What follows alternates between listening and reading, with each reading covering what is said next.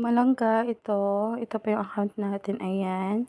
Paano ba mag-change ng avatar sa mga hindi pa nakakaalam, sa mga host ko na hindi pa alam, sa mga kapupors dyan, ayan. Click mo na yung pin dun sa taas. Ayan siya, click mo yung pin. Wait, ayan. Ayan, dyan nakasave yung mga pictures natin. Ayan, mga langga. Ito, kunin natin yan, re-upload. Ayan, kung wala pa, may plus dyan nakalagay yan. Tingnan nyo, alisin natin to ha. Delete. Ganyan siya. Yung plus, ayan sa taas plus. Tapos, select an album. Dapat may nakasave na kayo, nakahanda na kayo na profile nyo. Then, complete. Ayan siya. Ayan yung ipalit natin. Tapos, click nyo tong check. Ayan. Check. Then, ayan sa, masisave yan siya dyan sa lalagyan nyo ng maging profile nyo kay Pupo. Then, pag ganyan na po, ayan no. Tapos ito, papalitan nyo yung pangalan nyo, yung mga binibigay ko sa mga host ko, may binibigay ako niyan para maging name tag namin. Ayan, para makilala ko sila agad, tsaka makakyat sila agad. Ayan, sa mga gusto mag-join sa akin, sa maging host ko, ayan mga langga. Tapos, ito, diin nyo lang, click nyo madiin, tapos ipunta nyo sa unang picture. Yan lang yung gagawin yung mga langga.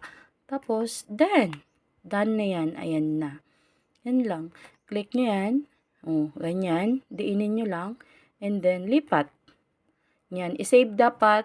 I-save nyo muna yung profile nyo para kapag ibalik nyo yung profile nyo na dati, pwede nyo naman siya ilipat. Ganyan lang. Lipat-lipat lang ng profile mga langga. Ayan, profile natin ngayon. And then, tingnan natin sa unahan ko ano yung profile natin. Ayan na siya. Yan na yung profile natin ngayon. Yan lang mga langga.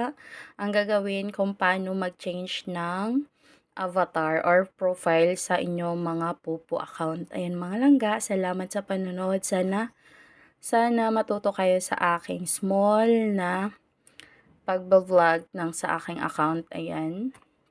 Paano matuto mag-change ng profile sa inyong mga Pupo apps. Ayan, salamat sa panonood. At saka, pa-like na rin and share sa aking video para matuto na rin yung iba.